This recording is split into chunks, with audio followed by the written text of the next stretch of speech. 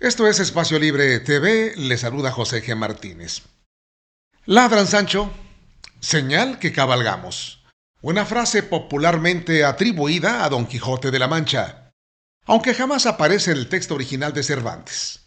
Esta frase resume con precisión quirúrgica la actual desesperación de una oposición desfondada, deslegitimada y moralmente en bancarrota.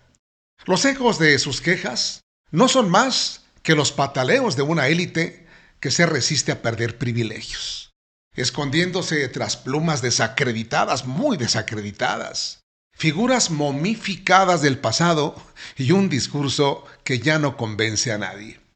Los alaridos de los prianistas, de la oligarquía empresarial y también de sus fieles voceros, los mal llamados intelectuales y comunicadores, no son más que un reflejo de su decadencia. Personajes como Enrique Krauss o Héctor Aguilar Camín, nefastos, quienes durante décadas, pero así, quienes por décadas fungieron como legitimadores del saqueo neoliberal a cambio de jugosas preventas, a cambio de dinero, pues. Hoy se han vuelto caricaturas, ellos, de sí mismos, incapaces de generar credibilidad, acuden a una jugada, diría yo, desesperada, a sacar del ataúd político a Ernesto Zedillo Ponce de León. Sí, Ernesto Cerdillo, como justamente lo bautizó el pueblo harto de sus traiciones. El expresidente reaparece como paladín de la democracia, una etiqueta que no resiste el más mínimo cuestionamiento. Bajo su régimen hay que recordar esto de 1994 al 2000, México vivió uno de los capítulos más oscuros de su historia reciente. Basta recordar algunos de los episodios de su autoritarismo disfrazado de tecnocracia. Por ejemplo, la masacre de Acteal. Esto fue en 1997, si no mal recuerdo. 45 indígenas, hombres, mujeres, embarazadas y niños, fueron asesinados por un grupo paramilitar tolerado por el Estado. Ningún alto funcionario fue responsabilizado. Algo que tampoco debemos olvidar es el Fobaproa, uno de los fraudes financieros más escandalosos del siglo XX en México. Zedillo convirtió las deudas privadas de banqueros y empresarios en deuda pública. Resultado, más de 1.2 billones de pesos fueron cargados a los contribuyentes. Aún los mexicanos lo seguimos pagando y pagarán también nuestros nietos. Privatizaciones opacas.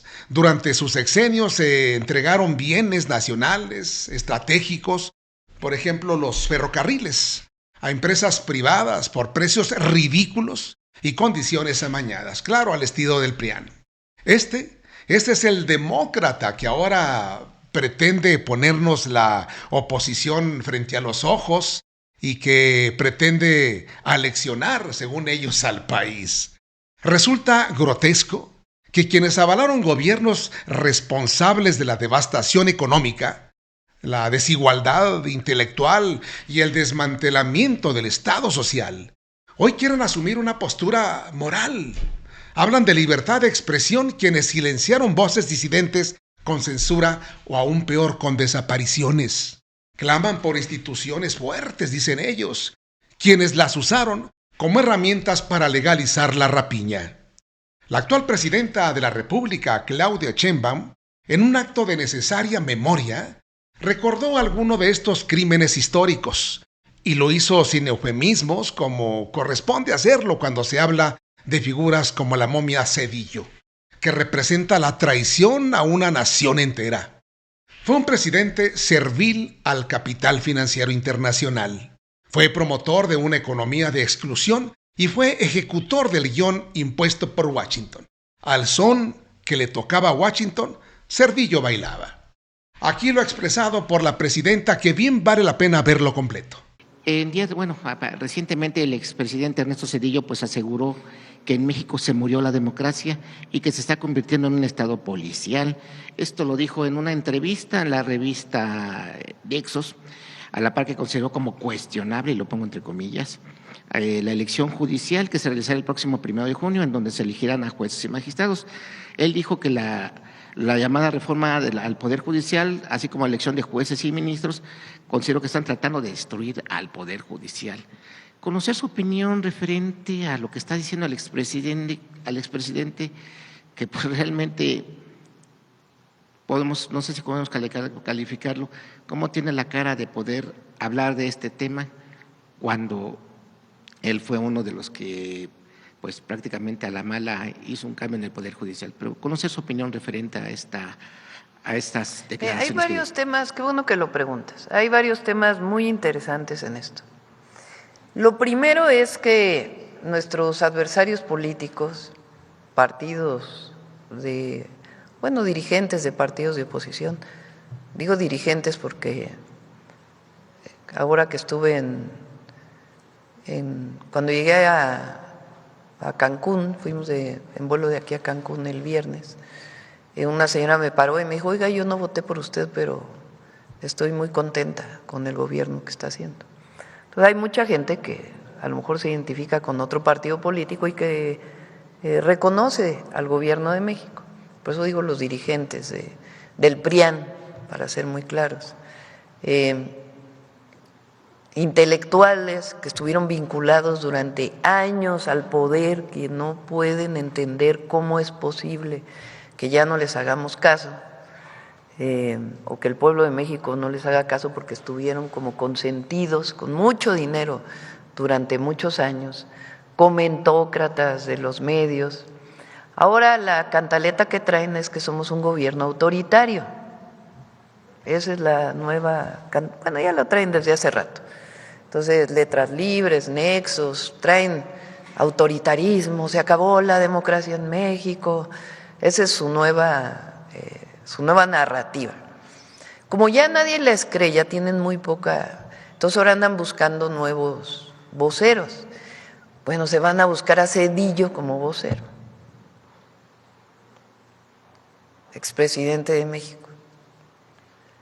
Vamos a hablar del sexenio de Zedillo. ¿Por qué no hablamos, hablando de democracia, de las masacres de Acteal, del Charco, del Bosque, de Aguas Blancas? Porque nosotros no reprimimos. Vamos a hablar de democracia. ¿Por qué no hablamos del FOBAPROA? Porque también es autoritarismo rescatar a unos cuantos, hacer deudas privadas como deudas públicas y dejar en el desamparo a millones de deudores en nuestro país, con una deuda que seguimos pagando, las y los mexicanos. ¿Por qué no hablamos de la privatización de los ferrocarriles?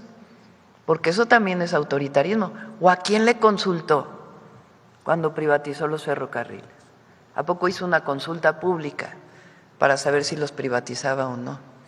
Y después acabó con los ferrocarriles de pasajeros y después se fue a trabajar a una de las empresas que fueron beneficiadas de la privatización. ¿O qué, eso no es autoritarismo? ¿O por qué no hablamos de la desaparición de la Corte y la decisión a modo de una nueva Corte impuesta por él? Porque él propuso a cada ministro y ministra de la Corte, ministro, porque eran hombres, de aquella época. ¿O por qué no hablamos del Consejo de la Judicatura, que estaba dirigido por la misma persona, presidenta de la Corte? ¿O que eso no es autoritarismo? ¿O por qué no hablamos de lo que dice la Bastida? ¿De qué le entregó al PAN a petición del gobierno de Estados Unidos el gobierno de México? ¿O que eso no es autoritarismo? ¿Eso no es entreguismo? Entonces, ahora resulta que Zedillo es el paladín de la democracia. Lo bueno es que el pueblo de México está muy informado, muy informado. Entonces están diciendo que hay autoritarismo porque el pueblo va a elegir al Poder Judicial. O sea, imagínense la contradicción. Pues ¿qué no democracia es el gobierno del pueblo? Bueno, eso lo dijo Lincoln.